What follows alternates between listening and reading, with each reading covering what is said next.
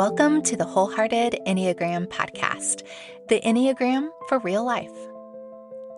Here is where you'll find conversations where faith meets story and strategy for lasting transformation. I'm your host, Amy Wicks, here to help you find wisdom and wholehearted rhythms for moments that matter most. Whether you're learning your type or deepening your spiritual formation, these conversations will remind you that the Enneagram shines a light, but Christ is the transformation. So, for my friend listening, you need to know that this must be an important conversation. You think this is a fun midsummer detour, but in fact, this detour we are now taking twice because it's so good and so important. And I think I need to give this little preface here. Today for this detour, yes, we're having fun, but there are actually some nuggets of wisdom that are absolute gold. Please pay attention to, because I know they're going to shine through, but also I want you to anticipate it. And it's not just lighthearted, not just entertaining, but we're going to dive deep and we're going to have fun. So real quick to let you know what this conversation is all about. If you didn't know about it, there is a new book and a new miniseries that is called The Other Bennet Sister. This Other Bennet Sister is from the legendary Jane Austen novel, Pride and Prejudice. The wonderful guests that we have today are my daughter, Payge Wicks, and my sister, Annaliese Hinken, who both are fellow book nerds. I think there's a fancier term for us, but fellow book nerds. Bookworm, right? Or right. I'm fine with embracing the word nerd. Yes, me too. Okay. Very comfortable with it. So fellow book nerds. And we have a love for British literature, British story era, BBC TV. BritBox is actually what is sharing this delightful miniseries. So today we're going to talk about the beautiful characters of the Other Bennet Sister, which also align with Pride and Prejudice. The Other Bennet Sister was not written by Jane Austen, to be clear. There will be inadvertently some spoilers will be happening. It's not intentionally. We're not trying to ruin it for you, but this is going to just be part of the conversation. We're not going to hold back. We might circumvent giving the full story just by way of entertainment. So you have to go watch it or you have to go read the book, which I highly recommend. And again, I am very picky about books. So just know that I am loving this book. I am giving it as a gift. I am encouraging others to read it because I do think it's wonderful and delightful. So with that, Payge and Annaliese, thanks for joining me again for this conversation. Thanks for having us. And it's so fun. Okay, so first of all, we're going to talk about Mary. Mary has such a sidekick, wallflower, just this really very muted role in the original Pride and Prejudice. But this book, she gets to shine. So I'm going to just start off right away. I'm going to count to 3. I'm going to have you both tell me what Enneagram type you think Mary is. 1, 2, 3. Enneagram 5. Yes, Enneagram 5. I think that's why I was so drawn to this story, because the Enneagram 5 got to have their moment. They were the shining heroine of the story. They were the main character. It's really refreshing. It was refreshing. It felt a little bit different than the norm. And we're going to talk more about that. But tell me a little bit of your experience. What things made you feel like, oh yeah, she leads as a 5. That's her worldview. That's the lens she's looking through that covers her inner motivation and inner worldview. I think the first thing that struck me was her love and deep desire to know more about the world, about all the things. Geologies, I think she mentions, is one of her favorite things to learn about. But that was like the first striking thing, was her love and appreciation for knowledge and her constant chase for it. And then, I mean, you guys will also cover it, but there's a lot of other things. Just her more, I don't know, gentler, but also more quieter personality, not super assertive, and is more in her head because you definitely have her narrating some of the story out, but it's not part of the scene, but it's her inner monologue. So I think that was the first thing that like really stuck out to me about her type. Yeah, I think I loved how the author chose, and it's Janice Hadlow, the author of The Other Bennet Sister. I loved how she picked up right in kind of the midst of the Pride and Prejudice story that we all know and love. I should say a certain section of people I know all know and love. I think everyone should know and love, but just of how and even the director, how it was filmed, just kind of through her lenses. It was a really fascinating thing of how she seems to perceive the world and others, how she's always constantly trying to figure it out and solve it, and not necessarily always understanding the emotional component of things, that she was constantly trying to solve it with her head and trying to help, but also not understanding, and that withdrawing, Payge, as you said, of just like trying to go internally into herself. And I think that's where, especially I think with all the sisters, the Bennet sisters being so strong, it just seemed to almost like a compass just kind of point to like, oh, Mary, 5, like it felt like it fit in that dynamic and how she related to the rest of her family, her mom, her dad, and just in certain social situations that the author so brilliantly pieced well with Jane Austen's Pride and Prejudice, and then continuing on into the story was fantastic. It really was. Okay, Annaliese, give us a little insight, because for you have been a part of many theater productions of Pride and Prejudice, many runs of it, we'll say. From your perspective, not only obviously the tie-in that was done well, but also, did you ever see this coming about? Because now that I see a story about the Other Bennet Sister, I'm like, brilliant, of course. Kind of what stood out to you is having been so intimately a part of the story and now this version.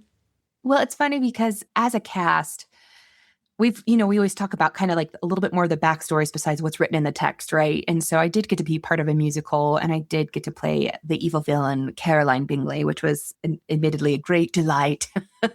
But I think it was just brilliant. I was just like, man, I wish I had thought of this idea. Oh my, like, of course, Mary's story. I love kind of, in a sense, fan fictions of taking a well-known story and having an offshoot of like, well, what about the rest of the story for this particular character?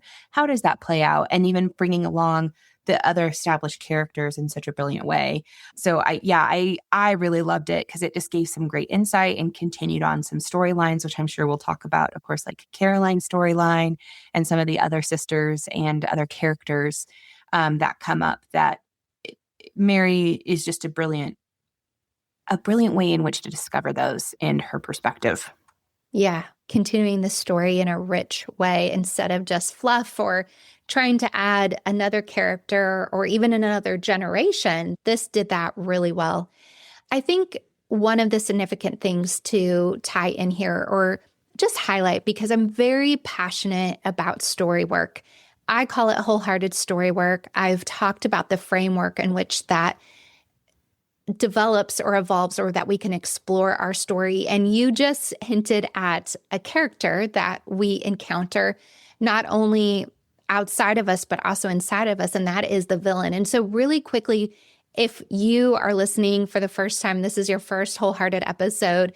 In February, I outlined the 5 roles that we play, and I tend to focus on 4, and that's victim, villain, hero, guide. And I want to just give a nod to that language because we might be using that throughout Mary's story to unpack the journey she's been in. But I also spent a week talking about the sidekick or the best friend, sometimes the person who can continue to just hide in the background and not take their hero moment, not exercise agency and step into the role that they were meant to play. Now, in wholehearted story work, the story doesn't end at hero. And so I loved some of the guide roles that were really highlighted and celebrated here in the story. But for now, I'd like to switch it to the question, were you Team Hayward or Team Ryder? Payge, give us your insight. Team Hayward all the way. What stood out to you from that one? I Having watched, my experience with Jane Austen, my many years of experience with Jane Austen, loved I loved his character first immediately. There's something trustworthy and safe about his character, and that's something like sweeter. Mr. Ryder, I mean, we'll talk about him a little bit more, but he's kind of the bachelor everyone wants to date Mr. Ryder, to get to know Mr. Ryder. And so there's something a little untrustworthy about the popularity that he has. For someone like me, I mean, it's a little, so you're always like, so, but I just loved Mr. Hayward's, his mutual love for books, but also for poetry, and his desire even to have Mary learn more about poetry and learn to love it and feel the emotion through it and not think so deeply about it. But yeah, that was my initial thought about that. Yeah. Okay. How about you, Annaliese? I was Team Hayward as well. I should say. Yeah. I think part of it, up until that point, Mary has felt very unseen in her family and other different dynamics within her community. And you have this moment, she has a little bit of a glimpse at one point, but it's completely a train wrecked by a family member. And so when she gets this chance to go to London, away from her family of origin, which is huge sometimes to discover oneself, she is actually seen not only by Hayward, but also by some other people, some other family members that we'll talk about.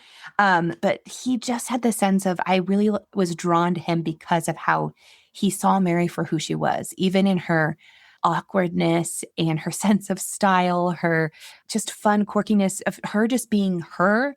And he saw it and he appreciated it and he didn't mock it. And I love that because, I mean, anyone, no matter what type you are, you just want to be seen and accepted for who you are. And I think that's why I was drawn to him, like, oh, yay. Now, I had a taste of that with Ryder. So there's parts of me that I'm like, oh, actually, maybe this Hayward is too neat and easy. Maybe it needs to be this. And there was elements of that I was drawn. But then there was part of me that I just felt uneasy and didn't fully trust Ryder. Partially because of some of the dialogue goes that you're like, oh, I don't know. Who is it? And you just had this inner. But I was like, eventually I was like, no, I really hope I'm Team Hayward all the way. Yeah. And I appreciated not only how it was written, but the miniseries did a great job as well, letting the story evolve. And it was a page turner. Who is she going to end up with? Who is she going to choose? I appreciated the aunt who we will talk about soon, Mrs. Gardner. She comes in at one point and she gives this clever little analogy about finding a hat that she loves and then it wasn't available. And so she kept shopping, thinking she couldn't possibly find another hat she would like, but indeed she did. And so it's this moment where you go, okay, Mr. Hayward was maybe just a hat she liked, but in the end isn't available. So what are the possibilities? I say that because I want to talk about the Enneagram types that we maybe see displayed through Hayward, Mr. Hayward, and Mr. Ryder, who are two of actually many love interests, we'll just put it that way, within this storyline, which I thought was really fun.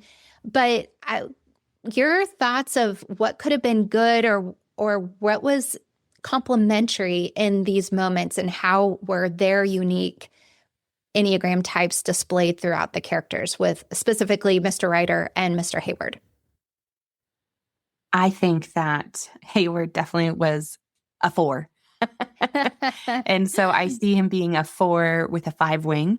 And I see that played out a little bit with him helping Mary tap into that big bridge, which, typically it's, considered one of the biggest chasms between the types of, the gaps. It has to be a really large wing in order to bridge that gap. And I think he does it so beautifully because he helps Mary tap into, and Payge, you had mentioned it about this love of poetry and how Mary loathes it. She thinks it's the most abhorrent form of literature and just does not understand it. She thinks there's it's nothing concrete, no facts. It doesn't make sense. it's not black and white. It's so much gray. And he's like, oh, but let me tell you and show you, and helps her really strengthen that side and help her connect. Because I think it was always there. It's just that she, due to some woundedness, truly shut herself off from it. And so I think I see that kind of that dynamic play out with Hayward. Payge, what do you think Ryder was? My first thought is, I think in Enneagram 7, there's that part of him that you see his longing for traveling and for doing the next fun thing. I mean, even Mary Bennet is something fun and different for him. No one like he's ever encountered in society before, because she's so uniquely and beautifully her. And I think there's something that that intrigues him. Yeah. So I think there's that. And then also his desire to live outside of the bounds of society's rules and wanting the idea of not being limited to the idea of marriage, which comes up a little bit, the idea of societal pressure. Like, he does not want to be trapped by that. And I think that, to me, speaks Enneagram 7 for sure. Yes, good thoughts.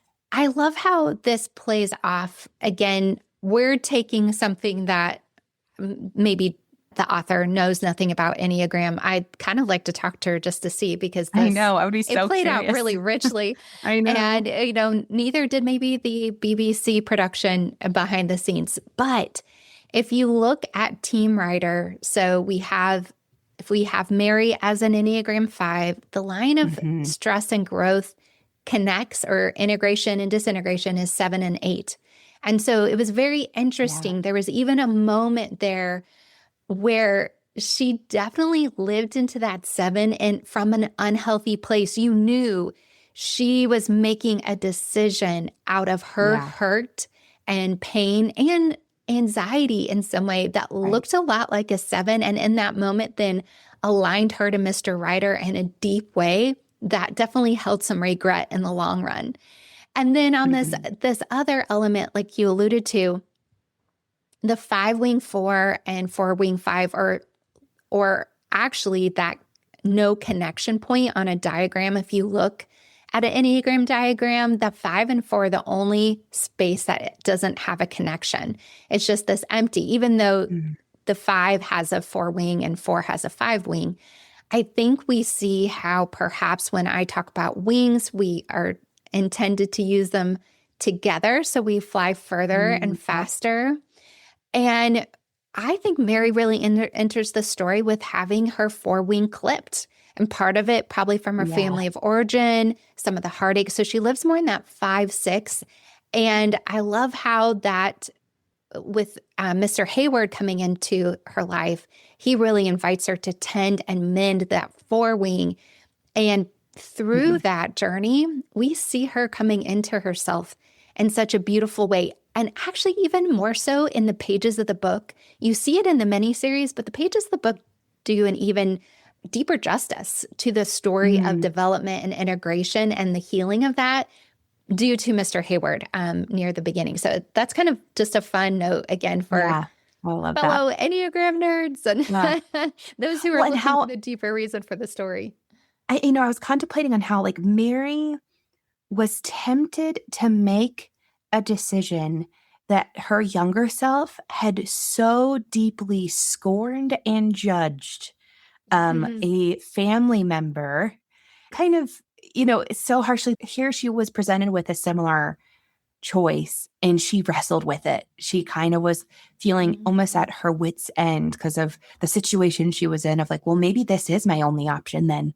And it just is fascinating. Sometimes what we think, there's no way we would ever make that decision. And then sometimes when all the things are in play, it can be hard, but it's such a beautiful thing to show and see that then how she overcomes it. And she still holds true to herself and that resolve is beautiful. I love it.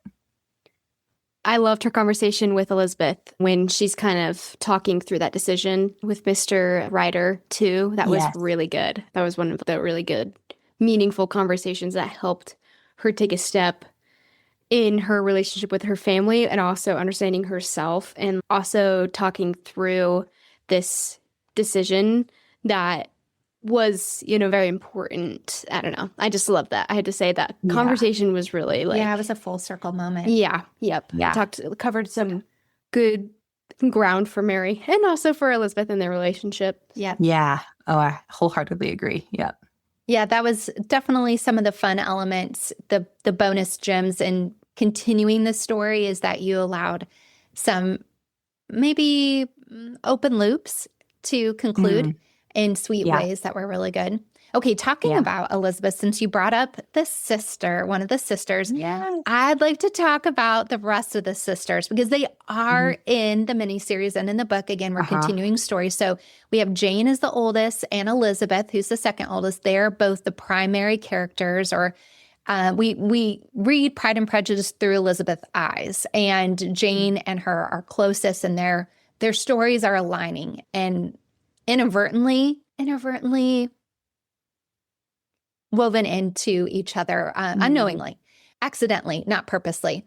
And then we have Kitty and Lydia. Mary's the middle, and then we have Kitty and Lydia, who are the youngest. I'd love to just give a moment to their Enneagram types, what you think from maybe the stage perspective, Annaliese, you interacting the characters there, and Payge, you growing up with the BBC version of Pride and Prejudice, which is it 5 hours, 6 hours? What is it? I think it's 5 hours.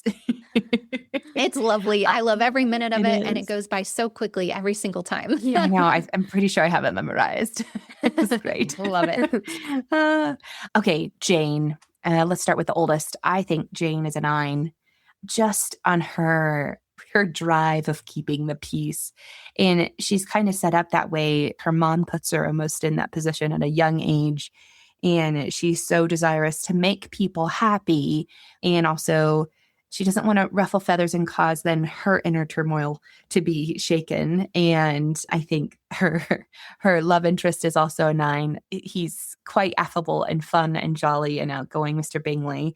And there's a line actually from Pride and Prejudice that Mr. Bennet, the father of the daughters, say about like after they become engaged. Spoiler alert, is that, the servants are going to take advantage of them. And, the mother is like, take advantage? They have 5,000 a year.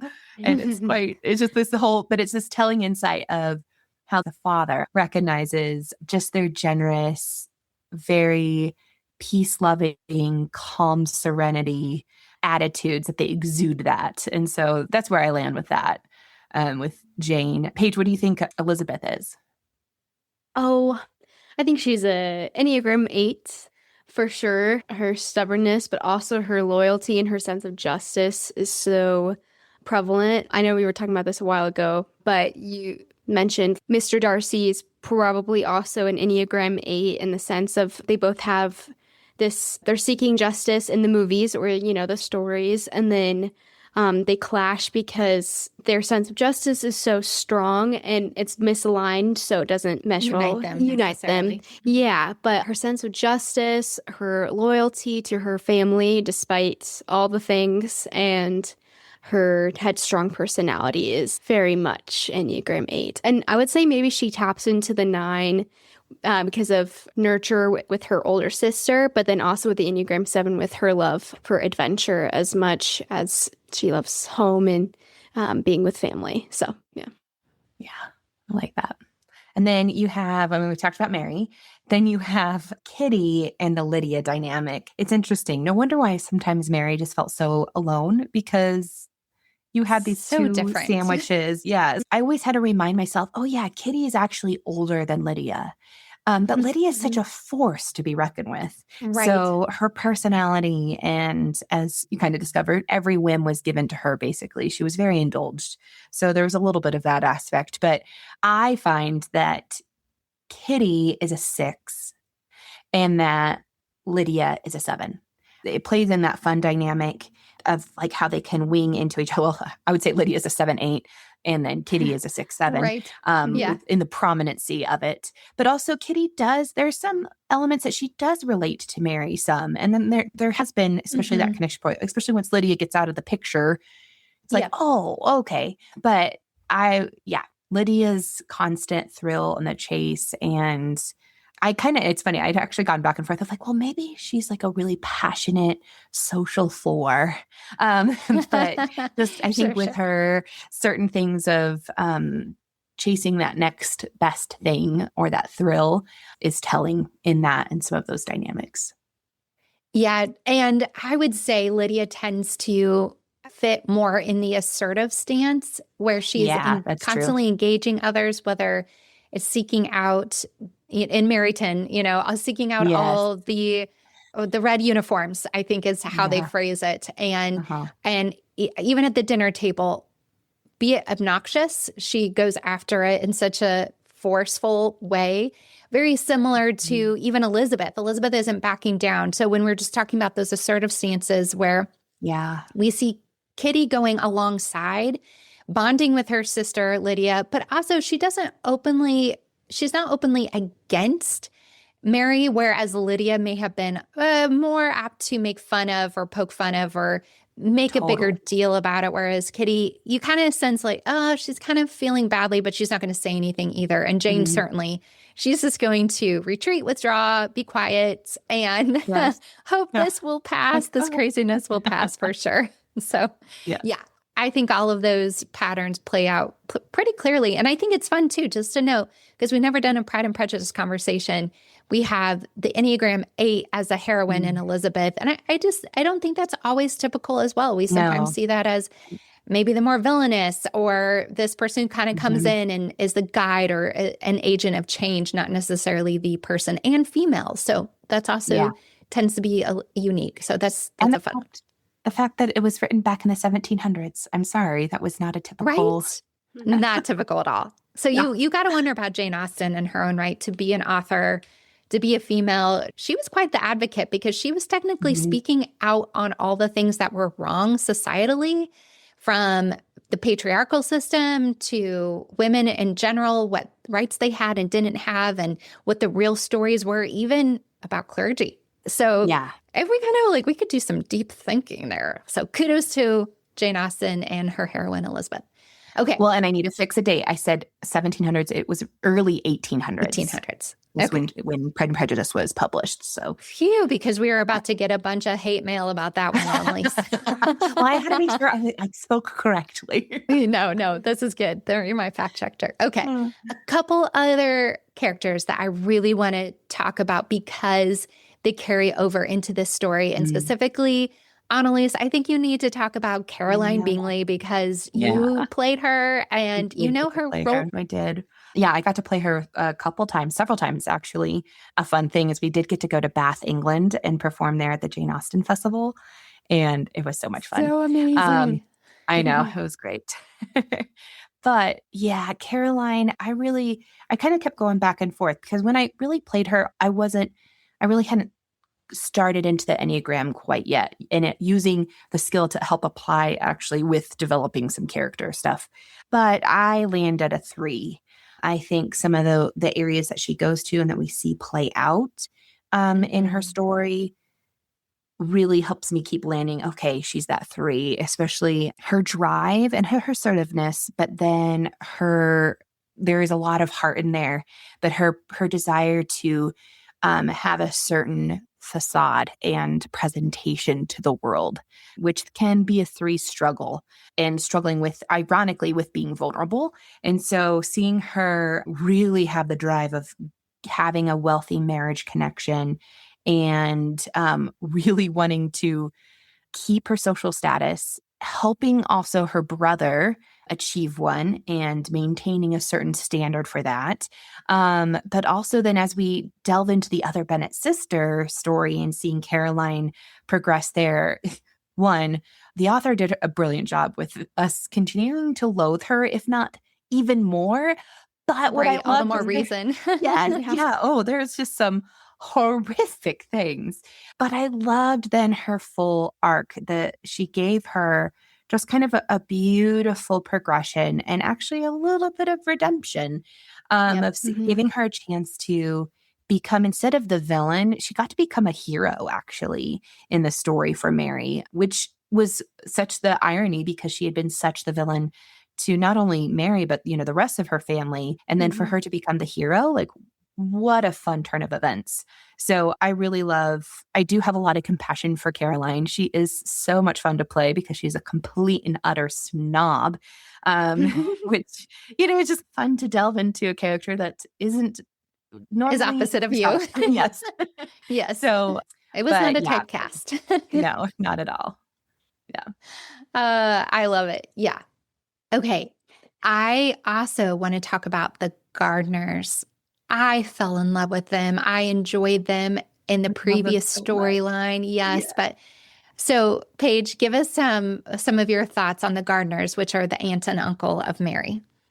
Well, I just have to say they are like in the original series, but also you love them then because they help Elizabeth in her story with Mr. Darcy. But you just love them to a whole nother level in this series because they are, in a way, Mary's saviors and real family. Someone she can depend on that truly loves her for who she is. They become her guide in her journey in life in general, but also in love. And I would say it's an Enneagram 7, Enneagram 2 combo. I would say Mrs. Gardner is an Enneagram 7 and Mr. Gardner is an Enneagram 2. And their informality with their children in a way that was so different from culture then. I don't know if like... Yeah, I like that they're seen and not heard. Yeah, exactly. But their desire to have their kids love learning through whether it was games or it was like interactive learning. I loved that because that was very unlike many people in the times. But also just their love for different gatherings with their people because they had their specific group of people and their sense of adventure, and even when they go to the lakes and inviting and saving Mary from her mother, honestly, towards the end of the show. It's just, they are such sweet characters, and I love them so dearly. They were so fun. Okay, Annaliese, you have to talk about a moment because you happen to be the aunt and uncle in our family that is the 2-7 combo. So were you relating at all in that storyline? So much so. I loved the space that they created. And I'm like, oh, I want that space. Like, I want to emulate that. Like, that's my heart's desire. And kind of similar conversations that Dan and I have had of like, oh, we would want that. Our house to exude that. And you might actually hear my son cooing every so often. He might be contributing. We'll take it. Warren has joined the conversation. But I do love, like, one of my favorite quotes of, do you mind if I share that one right now? Please, you should share that one. Yeah. Okay. I love, like, it to me, it exudes just something, I think that's a truth for everyone, where no matter what your Enneagram type is, that this is true for everyone and anyone. And that Mrs. Gardner says, and anyway, in our house, no one is obliged to sparkle, which I find makes it far more likely that they might. And I love that because it's permission of no matter what your motivation is and like why you do what you do and whatever number you function out of. One, it's not meant to be a box, but a launching point. And as you often say, it should not be a stuck point. It's a point to help just gain actually further freedom. And so I love that it's giving permission of, hey, you're not obliged to sparkle. But you know what? If you end up finding yourself in who you are made to be, you probably will. So I love that so much. Their guidance to not focus, to not compare, or to not let yourself get swallowed up in that and let yourself fully become who you were designed to be all along, which she does. One thought too, you mentioned about their home is a space for Mary to like have her own. She talked about never being able to have a room that she got to design and pick out things. Because you said something earlier that reminded me of that. She comments when she goes to London for the first time, like feeling almost at home because this place she got to add whatever she wanted and it felt more like her and more comfortable. I can't remember what she said about it, but that struck me. I was like, oh yeah, there's something about the space they created that her cozy castle. It was, yeah. Mm-hmm. Anyways, side thought. She needed the physical space to help her with her internal space freedom. Yep. Yep. It did. And that's an important element, actually, something that is really valuable. I'm going to prompt you in this one page because I let our friend understand that this is the second time we're talking about this. And this was a goal that you brought up because Mr. and Mrs. Gardner act as the guides in the story, and they are the unsung heroes. I think a lot of times I've really come to appreciate and look for. You had another fun fact, another guide in the story that I think is worth noting because it is a carryover in a really fun way from the actual Pride and Prejudice into the Other Bennet Sister. Yeah, so the actress for Miss Hill, right? The housekeeper for the family. She is the original Mary Bennet in the BBC version, which I absolutely loved. And in my mind, maybe not the idea of the writers, but I felt like she got to help and guide her younger self and help her see how beautiful and how important she was to her story. The quote that stood out to me was, let's see, perhaps, but in truth, I don't think you see yourself quite clearly, miss. Your sisters get in the way. A daffodil seems quite ordinary when planted between lilies, but looked at without them, it has its own kind of beauty. And it was fun. It felt like older Mary got to tell her younger self how beautiful she is, and she's trapped in this world of her family, and compared to them, sure, she might not be as beautiful or as talented as they are, but in the world, she is so beautifully her own and remarkable in her own way that other people have the privilege of seeing. And so I loved, I felt like a nod in some way, in that way. I love that. That's such good wisdom and insight, Page. I love that so much. And a quick shout out to our friends who listen from across the pond. We have a lot of friends who listen across a lot of ponds, but those specifically who can speak in a lovely, real, authentic British accent. Our apologies. So sorry. So Jane and Sarah, we love you. Thanks for laughing at us with us. They are my English. Jane is my English mum. So I'm her American daughter, and whenever I do break out in a British accent, they do giggle. But we love it and abduct us all, is what I say. Okay, as we're wrapping up here, I want to give each of you an opportunity to just share something else that you didn't get to touch on today. I did want to make note, too, of Charlotte Lucas, who is in the original Pride and Prejudice. She's the good friend who ends up marrying Mr. Collins. She actually has some wisdom. While she does play a little bit of a villain in the story, and it's a unique spin on the original story, and I don't think the author took it too far. I think it's very in line and very true. And she actually gets more time in the book versus the miniseries. But Charlotte Lucas has this bomb of wisdom to Mary. And by the way, I wish our friends could see this one because our nephew's being very entertaining during our conversation. But I digress. Charlotte Lucas says, watching what happens isn't the same as being part of it. And that one bit of wisdom, even though it comes before her villainous moment, is actually something that sets the trajectory of Mary's story. It facilitates the story arc of Mary's evolution that you don't realize she's about to embark upon, but she does. So that's kind of fun too. Again, for those who are debating if I watch it, do I also want to read it? I say absolutely do both. Both are beautifully done.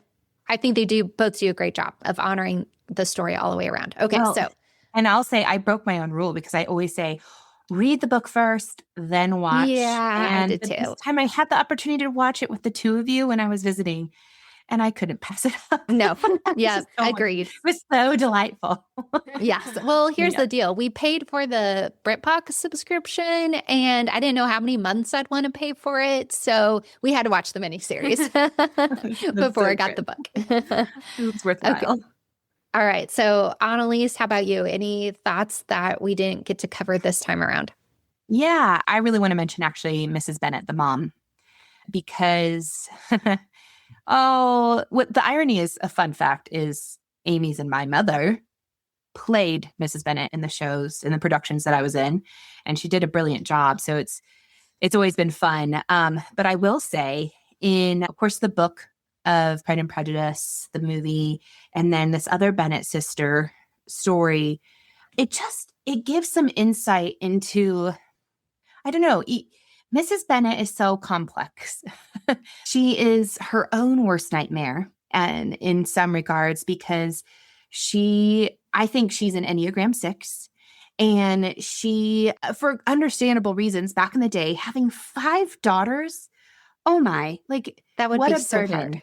hard. And to not be crazy wealthy and have a husband who puts his head in the sand a little bit, and she feels alone and isolated.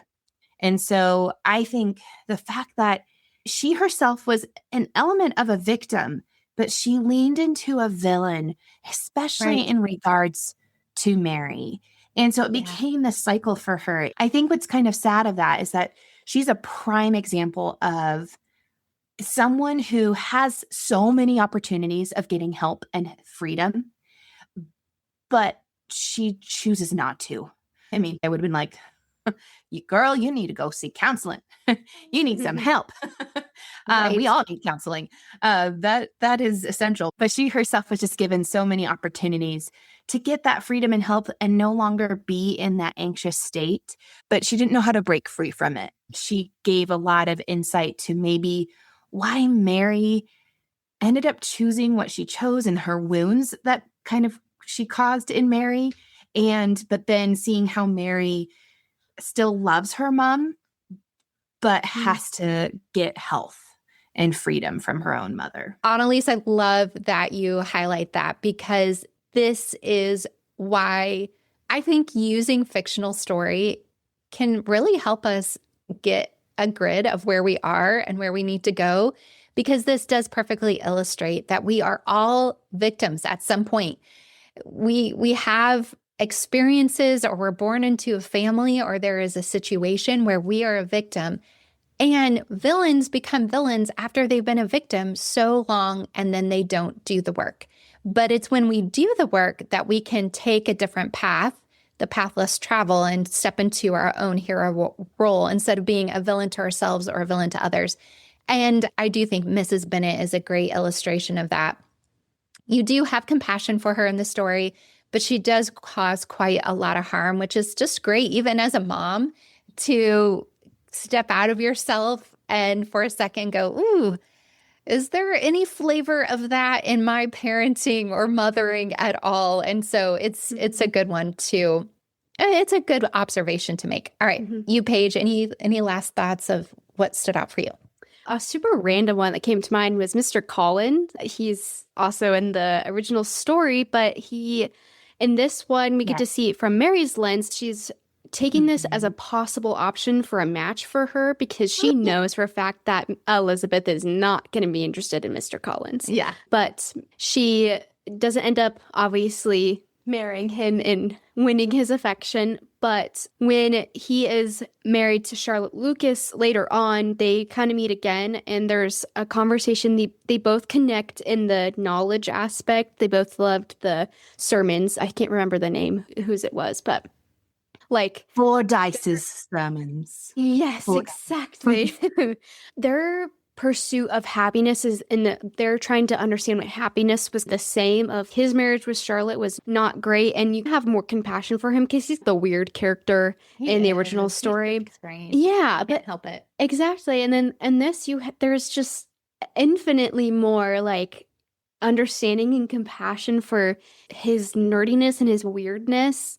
And there's something from Mary's lenses that sees it and has compassion for it and also connects with it in the way of that is just who he is, just as she is who she is. But the part when he's trying to research what happiness is and what he found what Aristotle said. I can't remember what it was, but you are in charge of your own happiness. Yes. That. I just thought that was like, I loved seeing Mr. Collins in a way help push Mary in understanding that, because they were both in the same predicament of how do I find my happiness in that story. Yeah. So there you go. It was a surprising guide role. Yes, exactly. That he got to step into, where he was definitely almost the villain in the first story. And and not your favorite character, but he was a weird, annoying side character. yeah, he does kind of have the sidekick best friend vibe that ends up happening for him. Goodness, I know we could keep talking about this because it's so much fun. There's so many layers. There's actually a lot of depth here. Again, the reason why I sometimes bring fictional stories, movies to this Enneagram conversation is it best illustrates in a way that helps us view lived experiences. It's why in my book, Wholehearted Enneagram, I used a fictional story for each type because I wanted people to live it and to see it and to try it on and literally take a walk a mile in someone else's shoes, or at least 3,000 words to get so that powerful. flavor. Story is so powerful. It is. To help us connect and resonate. Yes. For those very it will reasons. never go out of style because Jesus used it.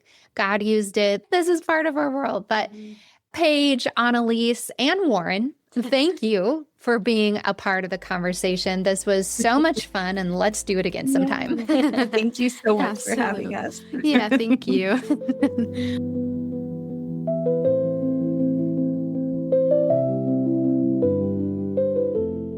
Thanks so much for joining me for the Wholehearted Enneagram podcast.